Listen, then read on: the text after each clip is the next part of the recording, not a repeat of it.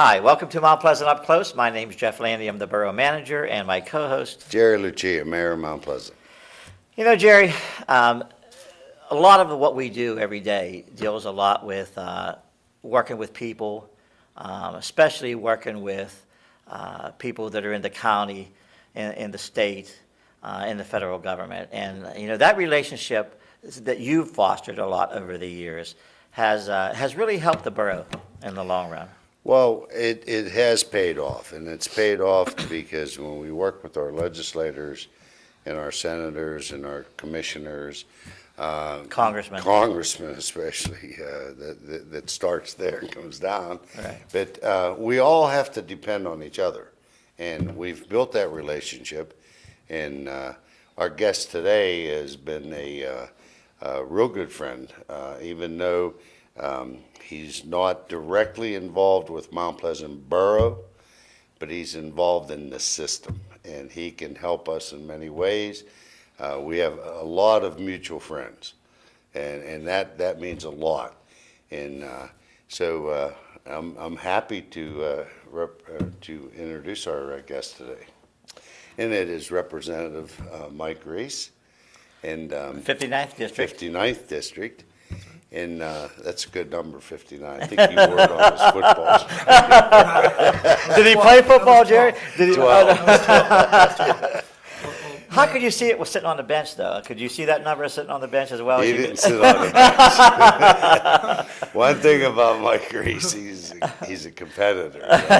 He's still playing softball, too. That's right. That's right. And sometimes right over Right here. over at in Frick Yeah. That's Park. right. Yeah. On occasion, and then down in Scottsdale also. So. Well, you have to be a competitor to be in the legislative Yes, field. you do. Yes, you do. And Mike, you've probably saw a lot of changes since you've been there in 4 years now. Your third year right Just now? got elected in my third term. That's right, Mayor. Your third term. Third term, which So means you're- I'm going into my fifth year. Boy, that time Yeah, flies, time Mike. flies. Wow, It does. wow. It does. And Mike, I know where your heart's at. You and I have talked when you were a commissioner's aide in Greensburg. We were good friends, and I know where your strong points are, and you're a worker. And Well, thanks, Mayor. and it's good to know that we have people that are like that in Harrisburg. And I'll tell you what, this past year or so, you had a lot of. Let's say we're in a slow down mode as far as spending, Right. and trying to put everything in the budget to fit the needs of all the communities. So, and I'm sure you'll explain that, Mike. Well, that's it. And it really goes back to when I was first hired by Terry Merrill as his chief of staff, and then of course when Terry passed away, I was kept on by then Commissioner Phil Light. Those guys taught me a lot about making sure that you spend within your means, and you guys do it every single day here at the borough level. And now we're doing that in Harrisburg. The last two budgets we passed on time. That's a big deal. For what the past administration was, 7 out of 8 budgets was past due, and that impacts everybody. If that budget isn't done on time, that impacts our townships, our boroughs, our counties, our school districts. It's important to meet that obligation and have a budget done on time. But you're right. A big part of that was recognizing we have to live within our means, and we couldn't continue to grow government really to a level that wasn't sustainable. So we started that. And of course, this budget address was one with some pretty bold initiatives, 3 really big initiatives: pension reform, liquor privatization, and of course our roads and bridges. And you guys know the importance of our roads and bridges. So there's some big things on tap. And while we do that, we have to be mindful of the fact that the people we represent, it's difficult. If we talk about raising the gas tax, that impacts our middle income families immediately. That's a big deal. As a father of 3 small children, I recognize the importance of schools. I recognize the importance of safe roads and bridges. But again, I also recognize that if you spend beyond your means, you're in trouble. So we're taking a look at some pretty bold things this year. When you talk about the budget, Mike, everybody talks about cutting expenses and also raising the income through the taxes, I guess, mostly. Right. But is there a way to cut expenses from just the operation of the state? I mean, I'm not saying that you can't cut expenses other places, and I know those are tough cuts when you're looking at what we're going to cut, because that affects a lot of people. Right. But as far as the operation itself, has there been cuts in the operation of the state? Absolutely. There have been a lot of efficiencies over the last 2 years built into the system.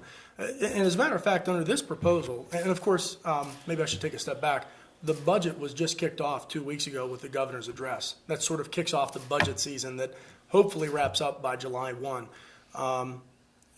In his budget, he's actually looking to grow spending by almost 2.5%. So again, the first 2 years, we're sort of resetting those spending levels, recognizing we were on a path that wasn't sustainable. And now, he's looking and saying, okay, we can allow for some reasonable growth within the index, not going over that index and really spending more than what we can afford. So we are seeing some growth. That said, some of that growth is based on savings from pension reform. And to be honest with you, I don't know that we actually get those reforms done by July 1. I think we're going to start it. I think we're going to end up seeing something in the very near future, but I don't know that it'll be done by July 1. So those numbers are going to be, we're going to have to work with those numbers. Talking about pensions, does that affect the pensions across the state for state employees too, or is that you're looking at pensions for police and education or whatever? Well, right. So there's really, under the Commonwealth, we have two systems, SERS and PSERS, and that includes all the teachers and all the state employees. And maybe I should take a step back and explain how we got into this mess, because we really have a mess with our pension system. Currently, there's a $45 billion unfunded liability in our pension system. And $45 billion. $45 billion, billion with a B. And that really started in 2001. Here's what happened. In 2001, the pension system was funded almost at 120%. So it was doing very well. And look, I think people got a little bit greedy in the legislature, and they wanted to increase their multiplier, that basically make their formula a little bit better for when they retire. And in order to do that, they went to the teachers and to the state employees and said, hey, would you like your multiplier bumped up also? And, of course, they said, well, yeah, absolutely. Why not? When it's offered. When it's offered, why Yeah. wouldn't you take it? Yeah. So I certainly can't blame them for that. But what happened is you created an instant unfunded liability in the system because you upped everybody's multiplier, but you didn't require them to put money in from their past years of service. Now, everybody agreed that they'll put another percent in going forward, but not necessarily the years in the past. So it created an instant unfunded liability in the system. Everybody knows what happened later in 2001. The market went south. By 2003, people were nervous. There was a spike. They didn't know how they were going to fund this spike, both at the school district level and at the state level. So what they decided to do was basically refinance over a 10-year period that pension obligation. So what they did was they kicked the can down the road for 10 years. They basically pushed off that debt for a future date that happens to be now. Yeah. But worse than that is they also artificially lowered the contribution rate for the employer. So while the employees continued to contribute their 7.5% into the retirement system that they're mandated to do, the state and the school districts were not matching that.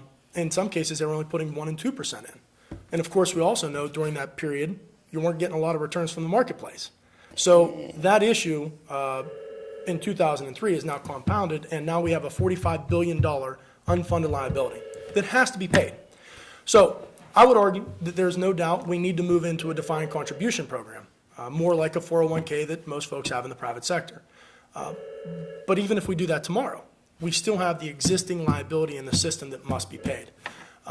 So I think that there's probably going to be some negotiated process that we're going to have to recognize that, as we move into a 401k, we still have to keep our word and our contract that we have with the current employees.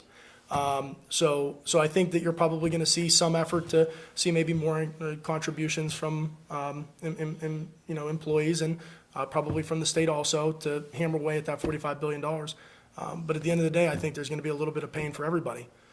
I think it's important that we recognize that the employees did not cause this problem, and I think that's very, very important, but neither did the taxpayers. And so that's why we're going to have to be very careful how we move forward. But the taxpayers are the ones that are going to be actually helping to, I'm not saying carry the whole burden, Right. but they're going to help the burden of getting this back on track. Yeah, I mean, the reality is what we're probably going to end up having to do is see cuts in other places to make sure that we're funding that at a higher level. I don't think you're going to see a push to raise taxes to cover this pension obligation. I certainly wouldn't be doing that. But I think you will see, okay, we have to set our priorities, and now this is a priority, and we have to fund that. So, you know, there will be a little bit of pain all around.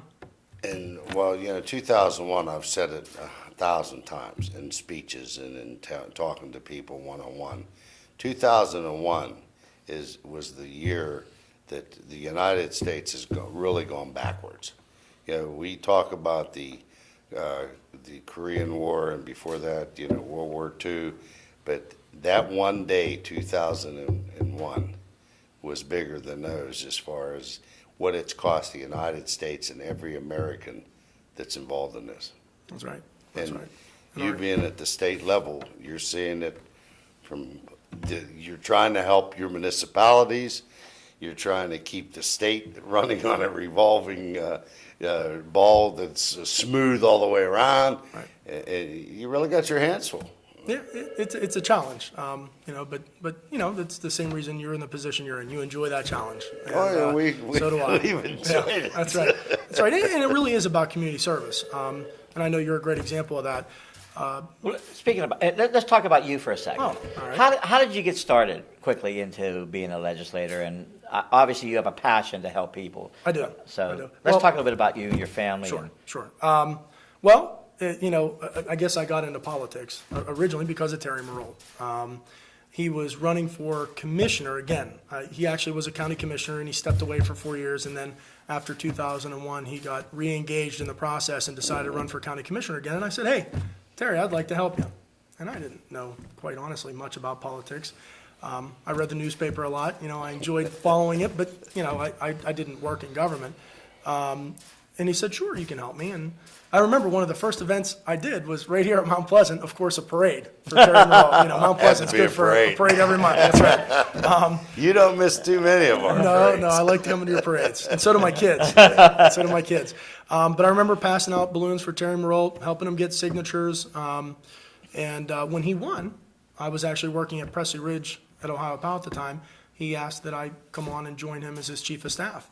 And I accepted. And, my eyes were open to, what good government could be. And unfortunately, 9 months later, Terry passed away in September of that year. Yeah, and that was tough. But his good friend, Phil Light, ended up getting the appointment. And Phil, I'll never forget, he came and he said, why don't you stay on? I think you're doing a good job. Will you stay on? I said, I'll be honored to. So I served with Phil Light for the rest of that term. And then I decided after Phil was done and he was not going to run again, that I would throw my hat in the ring and try to run for commissioner. Mm-hmm. I ran in the Republican primary, and my good friend Kim Ward and my good friend George Dunbar beat me in the primary. And I'll never forget it. But at that time, I was also wrapping up my MBA. I was married, and my wife was very supportive, and she encouraged me to go back for my master's in business administration. I just wrapped that up, and there happened to be an opening as an assistant director of finance. So I was hired into the position of assistant director of finance for Westmoreland County, and quite honestly, I thought that would be it. I thought that I would maybe someday be the finance director and do the best I could to help craft a responsible budget every year with the commissioners. And of course, that wouldn't be the case because Kim Ward ultimately won the county commissioner race. And I'll never forget when Jess Stairs decided that he was going to step down and retire. And Kim Ward came to me and said, why don't you run for that? I think you do a really good job. You should run for that.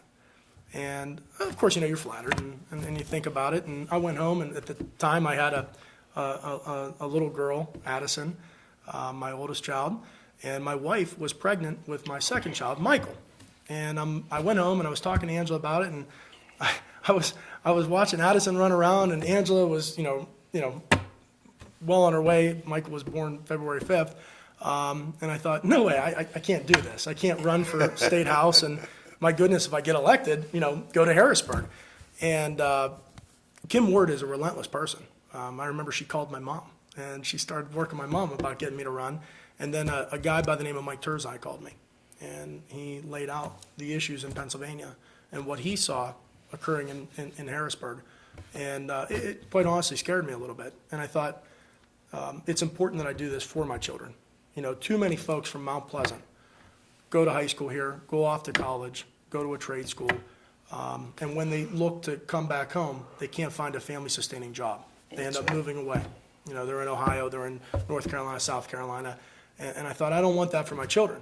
I want my children to have an opportunity to work and live in this great area that we all know and love. So I decided to throw my hat in the ring, and that's, fast forward 5 years later, and I guess here I am. So, and I think each year we've made a step towards making Pennsylvania a little bit more business friendly. And when we make Pennsylvania more business friendly, we have job creation. We have family sustaining jobs that allows for a better tax base, that allows for our schools to have better programs. It's all based off of private sector growth. And so that's something that I've been really focused on. You bring up about jobs and private sector growth. Let's touch a little bit on the liquor stores, which I'm sure is a topic that is probably hot on your list for people asking you questions. Do you want to talk a little bit about that? Sure. And I happen to serve on the liquor committee. This is something that I do support. Look, here's where I'm at. Basically, there's 2 states in the entire country that have a controlled system the way we do. It's Pennsylvania and Utah. The 48 other states are privatized. And since I started in this office, I can't tell you how many calls I've gotten from folks who travel outside of Pennsylvania, and they come back home and they're like, what? This system doesn't make sense. Whenever I'm in South Carolina or Ohio or Virginia, I can go to the grocery store, and while I'm getting my groceries, I can grab my bottle of wine for dinner that night. Why can't we do that here in Pennsylvania? So, of course, now this is on the front burner. And I can tell you that the Liquor Committee in the House will be moving a bill out focused on privatization, probably by the end of March. And the House will be moving that bill, hopefully, out of the chamber in early April, which means it'll be in the Senate. And then the Senate will have to, well, I'm sure the Senate will look at changing it or, doing what they think is appropriate, and then sending it back. And then ultimately, it goes on to the governor to be signed into law. So go ahead, I'm sorry. No, go ahead. So now the discussion is, okay, what does privatization look like? How does this actually play out? Again, I think if we're doing it for the right reason, and the right reason is consumer choice, consumer convenience, you have to focus on that. And again, what people are looking for is the ability to buy that bottle of wine when they're getting their groceries. But we also have to be mindful that it's not just wine, it's probably beer. Beer is privatized in Pennsylvania. These are private businesses that invested in a license. But their beer cannot be sold in grocery stores today. I think that'll be a part of the mix when we're talking about privatization. So I think what you're looking at what we're looking at for privatization is beer and wine in our stores for convenience. And I think that our spirits probably will be more like package stores.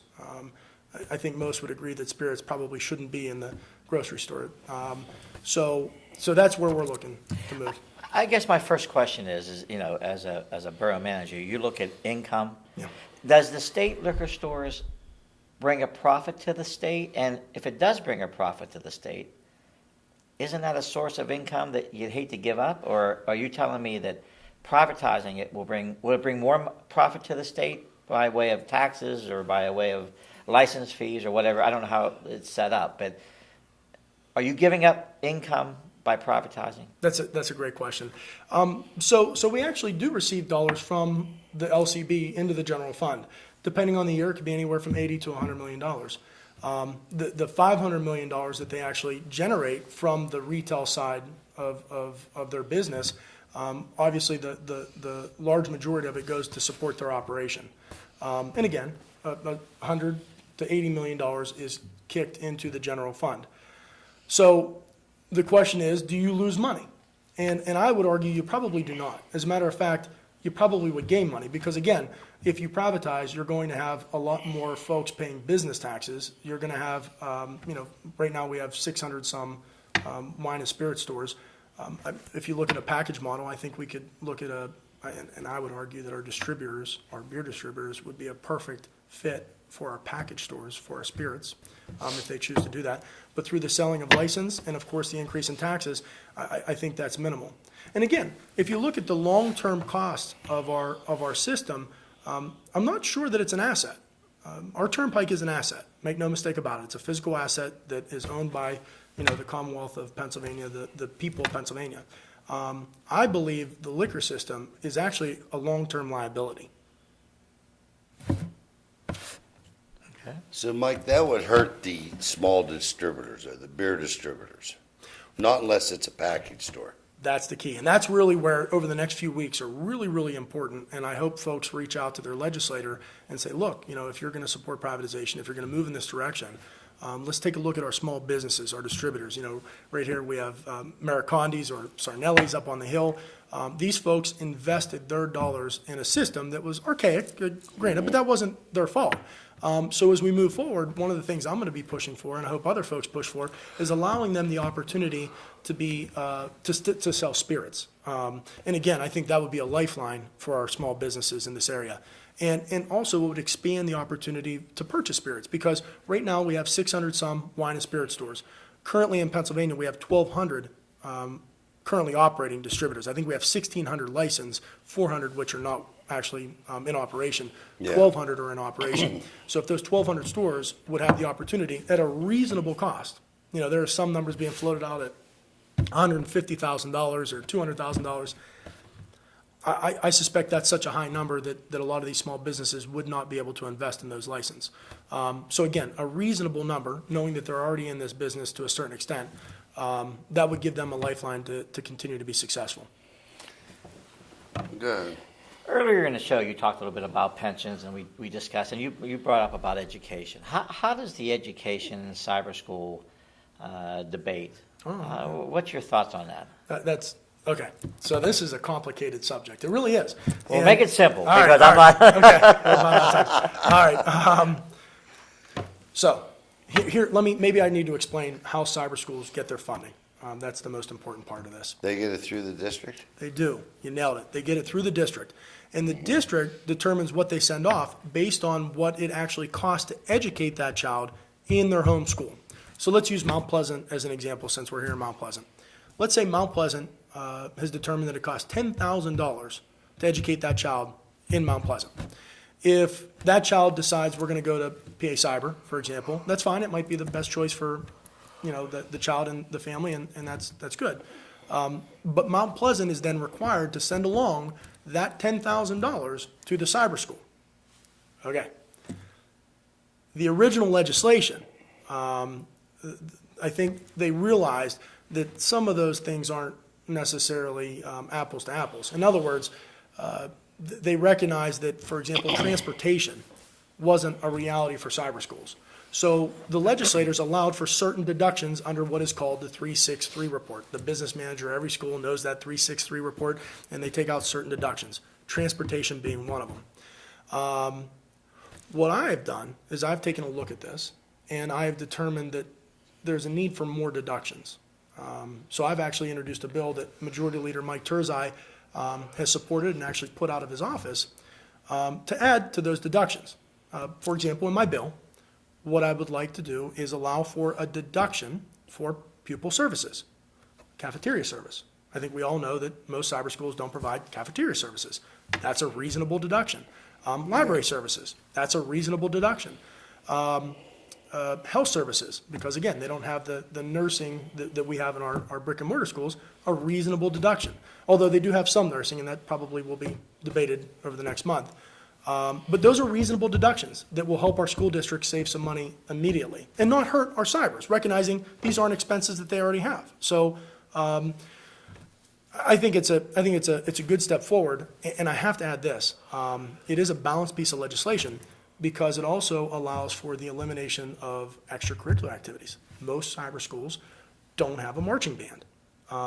So why are we sending that cost along to our cyber schools? That said, there has been, throughout the Commonwealth, some attempt to charge cyber students who want to participate in extracurricular activities in their home school.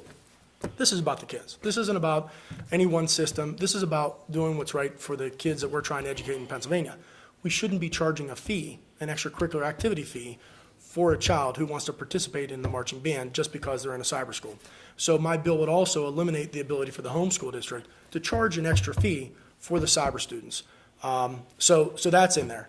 And probably one of the most unique parts of my bill is that it encourages competition. I think competition is a great thing. I really do. And I've heard time and time again from different parents in our area that, because of their given situation with their child and their family, they need some flexibility that isn't really offered in the traditional brick and mortar school. Okay. But they would like their child to have a diploma from Mount Pleasant or Ligonier or Hempfield. Yeah. So what my bill does is it allows the home school district to create a cyber-like program to offer to their students. And then they can actually take that as another deduction. Again, this would increase competition and give more parental choice. Well, I kind of agree about the competition, and I think having another option is a good idea. But don't you think a little bit the original cyber school setup did hurt the school districts a little bit? I mean, they sort of mandated you had to do all this stuff, and those kids aren't even going to school there. Well, that's it, and that's why we took a look at these deductions. Yeah. We recognized. Well, I think it's a good way to look at it. Yeah. I mean, here's my thing. I think there is a place for cyber schools, and I think that they can be a valuable asset to a family. I really do. But again, the cost structure is wrong. And I don't think folks realize it's actually their tax dollars that are paying for this. Because unlike a Catholic school, let's use Holy Trinity, for example. Holy Trinity is a private school. A cyber or a brick and mortar charter are public schools, so they're your tax dollars. And if you ever see the sign that says, PA Cyber or any of the advertisements that are out there, again, those are funded by taxpayers because they are public schools. So as a fiscal conservative, I have to look at this and recognize there's a lot of value in choice. But we also have to be responsible with the tax dollars that are entrusted to us. And in this case, I think that there's more dollars leaving the school than should be. So that's what we're trying to correct. and actually, I think the next generation, I think there's going to be something new other than the cyber school, brick and mortar school. I think there's that third piece that I think probably combines two of them a little bit more than having them separate now. And I think that third generation is going to be the answer. I think you're right. I actually think that you're absolutely right. And again, that's why I'm looking at the deduction for the creation of a cyber-like program in a homeschool, because then it can be a hybrid program. A hybrid. You could do 3 days in, 2 days out, depending on what the family needs are, the child's needs are. Again, it's hard for us to sit here and understand what all the needs of every family is, but we can at least provide an option that they could take. And I think that might open the door for this. Cyber has grown too. Yes, it It's has. grown in very much. I believe a lot of students today look at it that I can stay home and do my work at home, and I don't have to get up early in the morning instead of getting up at 7 o'clock to catch the bus at 7:30. I can sleep until 9 o'clock. Well, yeah, well, and interesting point on that. I think there is an accountability issue also. Obviously, I've received calls from administration folks who are going through the process of dealing with the truancy issue. And of course, when they decide to go cyber, well, that truancy issue goes away. Now, there are a lot of good cyber schools that are working on that truancy issue. There are some that are not. So we want those cybers that are doing the right thing, that are doing what we would expect them to do. We want them to sort of be the focus, and we need everybody to kind of get to where they're at. And again, that comes through accountability measures that need to be pushed out of the Department of Education in Harrisburg. Mike, on another subject, Pennsylvania Turnpike was talking about putting an interchange on 981 Carpentertown. Do you think that'll come about? I hope. I really do. This is an important thing for our area, for our region, for business development. There's always been this discussion, probably since the mid-'80s, and I'm sure you're more familiar with it back then. I was at several seminars before on it, okay, and what I've learned is the traffic that gets off the turnpike at New Stanton is just growing and growing and growing, and that's why that other interchange is really needed. And then another part that it's needed for is one of the big links to Westmoreland County right now is the airport. And this gives it another direct route to the airport. And there's going to be growth, opens up and there's industry. plan for growth at the airport. Yeah. There is. As a matter of fact, they just got approved and got funding for phase 2 of the air park out there. So you're going to see an expansion of the air park. If you're a legislator in Unity Township, you'd have a pretty good chance of really growing. You're right. You're right. And that, Do we know? Do we know that? Do we know who that is, Jerry? that's I good. think it's Mike Reese. Look at us smile. See? And you are right. And look, again, that was one of my missions whenever I entered the General Assembly, was to make Pennsylvania more business friendly. Infrastructure is a big part of that, great. huge part of that. We're hoping that this project moves forward. It's kind of the chicken or the egg. And I'm sure, most Pennsylvania residents get discouraged and disappointed when they hear that government agencies don't communicate well. But I think for years, the Turnpike and PennDOT did not communicate very well, the chicken or the egg. Of course, the Turnpike says, well, we'll build the slip ramp when the road improvements are done. PennDOT says, we'll do the road improvements when the slip ramp's done. Yeah. So we have actually, I think, cut to the chase a little bit there over the last year and a half. We've had leaders locally, in the county commissioner's office and of course at the state, working on this. And I think we are very close. I really do. And again, recognizing that companies like Kennemental, they want to grow in Pennsylvania. But if they don't have the infrastructure to do it, they're not going to. And you are right. Down in New Stanton, that is a major problem. The traffic is increasing, increasing. So I think we have a real opportunity here. We'll see. I think this year will be very telling given the transportation issue that's coming up. Well, and if you find out anything more, let me know, because I think Jeff wants to put a fruit market Does right he? there at I the can see that too. interchange. I can see that. You'd be great at that. You'd be great. Well, maybe not fruit market. We'll think of something. That's good. Hey, I heard about smart meter. What's the smart meter? Oh, yeah, okay. That I hear about. I'm not. You got to educate Yeah, me. You're talking about okay. education today. I need educated. Smart meters. Okay, so take a step back. Act 129 of 2008 in Pennsylvania, literally the month before I entered the General Assembly, passed.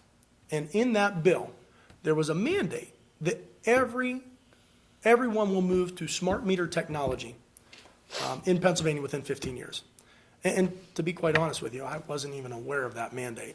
Again, you have a difficult time looking at the legislation as it's coming up before you, It's let coming alone before looking you back. every day. But it was brought to my attention, and we started working on it, and realized, sure enough, there is a government mandate on every supplier that they will move to smart meter technology within 15 years. I've got a little bit of a problem with that. I don't know what it really is. do. Well, smart meters are essentially, your old dial meter that you have on the side of your house that you can go out and read and see. Oh, like your- for water meters and things like yeah, that. for water meter, gas meter, in this case, electric meters. Okay. The mandate is on electric meters. The mandate is not on water. It is not on gas. It's simply on electric at this point under Act 129 of 2008. So one of the neat things, well, not neat, one of the things that got some attention was the fact that they allowed the power companies to collect a fee for the smart meter technology in an expedited fashion. So people, if you look at the bottom of your bill, you'll see a smart meter charge. And that charge varies. Jeez, I never saw that. And right now in our area, there are very few people that actually have smart meters. So you're paying for a smart meter in advance of actually having one. Again, look, I don't have an issue with smart meters. If you want a smart meter, God bless you, have one. That's not my business. But because it's not my business, I don't think there should be a government mandate that you have to have it. So what I'm looking to do is eliminate the government mandate. There's a couple bills, 3 bills actually, that I have out there. The 2 most important, I think, is the lifting of the government mandate on groups like First Energy, that they have to move to this technology if they don't want to. And then the second is allowing for a consumer to opt out. Now, if a consumer opts out, let's say Jeff Landy, over in Bunker Hill, everybody has a smart meter, but you don't want one. Well, okay, you should have the right not to have one. But there's probably an increase in cost for them to service just you. me. So in my bill, I would allow the PUC to develop a schedule of fees for someone that chooses. But how would I know if nobody else has it? I mean, how would I know then that I'm going to be penalized or charged? I shouldn't say penalized, or charged extra to have that person come out and read the meter. Well, you're going to know that by communicating with your power company. Okay. Because if you decide to go through the opt-out process, if my legislation passes, the PUC will have already developed a schedule. Okay, so they can tell me this is going to cost you this much more. Correct. Correct. But again, I think the first thing is there shouldn't be a government mandate. If you want to have one, if I want to have one, that's great. There's a lot of advantages to the smart meters. The government mandate is a major issue. Hey, we've talked about some really tough things you're working on. Let's lighten it up a little bit. Give me a story, or give us a story, a little bit of some things that happened since you've been a legislator, behind the scenes or something that the public really doesn't know. Well, It can embarrass you too. We don't care. I believe you on that. I don't know. I don't know that there's any one story that I can share. Maybe what's important for everybody to understand is that when I was first in the legislature, I had my ideas and that was it. We were going to get it done and move it forward. And I believe that. I believe that. If I have a great idea, it's going to become law. That's it. That's what's going to happen. That's just not reality. You can have the best idea in the world, and Until they take it apart. That's right. Digest it. Yeah. Everybody has different opinions. Everybody, and what's very interesting to me here in Pennsylvania, that Susquehanna line. The Democrats and Republicans in Southwest PA have a lot more in common sometimes than the Democrats and Democrats from the East and West, and the Republicans and Republicans from the East and West. So that sort of was an interesting thing for me to understand. But I will tell you, in order to move legislation and get it done, you better have a good idea, you better be able to sell it, and you have to build relationships, and you have to understand, what other people are thinking about that issue. So I don't know that I have, any great story to tell you that will embarrass me, Mr. Landy. but I will tell you that, I think there is a long, difficult process, but I think that's how our founders intended this to be. They weren't looking necessarily for quick knee-jerk reactions in legislation. There has to be a process. I'm going to ask a question Right. that I know when bills are passed, you always hear about that was attached to the bill, okay? And some of the things that are attached to bills might not have been publicized as much as the bill itself. Yep. Is that just something we have to live with as and you hear it from all over the country, it's just not Pennsylvania. But No. Is that just a normal way business is done in the state? I think historically, from the time of the founding fathers, that is a part of the process. That said, some of it's good, some of it's really bad. And depending on who you elect to these positions, they're the ones who can stop that from occurring. Legislation can be amended. It is all the time. And that's what you're talking about. You have a bill that has a purpose, and people try to attach amendments to sort of get what they want done in Right. the process. Here's what I would say, and we've been very strict over the last 2 years on that. If it's germane to the bill, and that means it actually relates to the bill, it's under the same code of the original language, and if legislators want to vote in support of it, and you can get 102 votes on it, it becomes a part of the bill. If it's not germane, and this is where I think some bad legislation gets put into law, is whenever there's a topic and then they amend it with something that has nothing to do with that original topic. It's not really germane, which I would argue is not constitutional. When that occurs, you get some bad legislation. And so, we sometimes get criticized on the House floor because we'll make a motion that, I'm sorry, that amendment's not germane to the original bill. And then the House puts up a vote as to whether or not it's germane or not, based on, usually the constitutional question.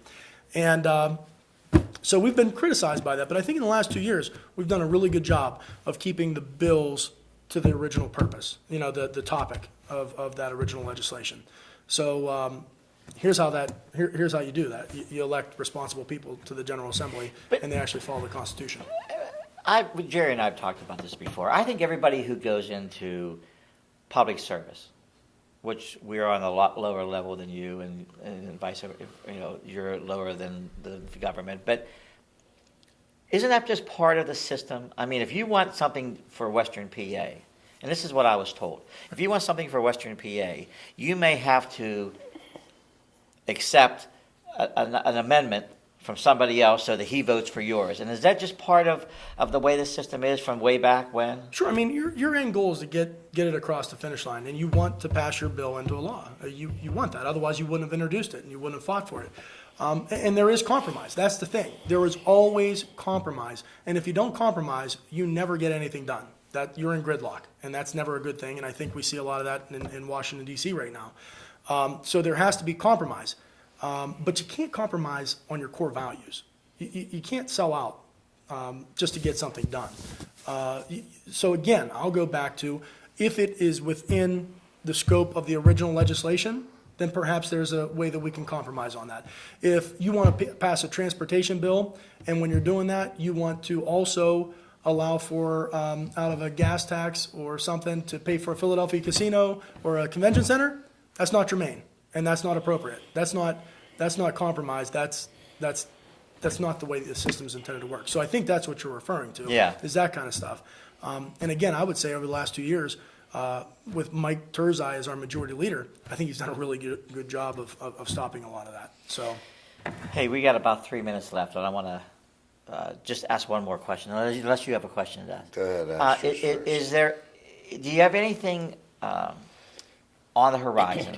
I know you can't really talk about a lot of stuff you're working on because you hate to bring it up. Is there anything that we can expect in our area coming up that might be exciting you can just throw out a little? I mean, everything that I'm working on, we put on the table today. Okay. And I would say the most pressing issue will be privatization. And that's the one that most folks, it doesn't matter what you do for a living, doesn't matter if you're retired or if you're, a 25-year-old traveling to Pittsburgh to work or whatever your case might be. Privatization is something that people are going to see an immediate impact from. Immediate. Question. Have you received very many letters against privatization or for privatization? Both. And that's, I got to tell you, Mayor, that is something that is, at first was a little bit overwhelming to me. I will get 200-300, Jordan's over there, 200-300 emails every day on these important topics.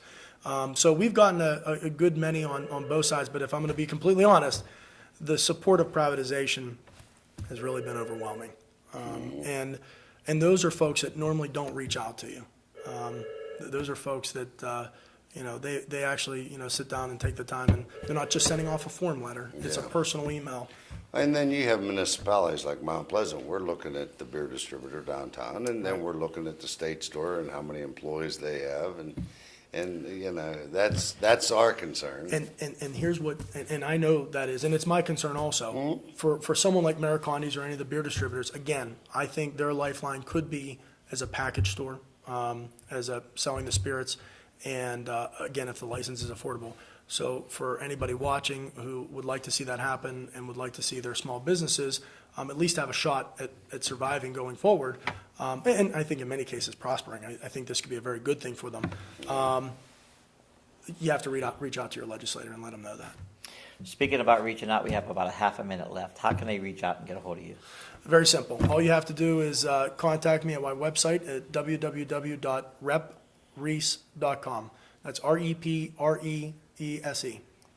Okay. Hey, great show. Jeff, thank you very much. Learned a lot. Mayor, Great. thank you very much. Always a pleasure. Always a pleasure. So for Jerry, Lucia, and Mike Reese, thanks for watching and listening to Mount Pleasant Up Close.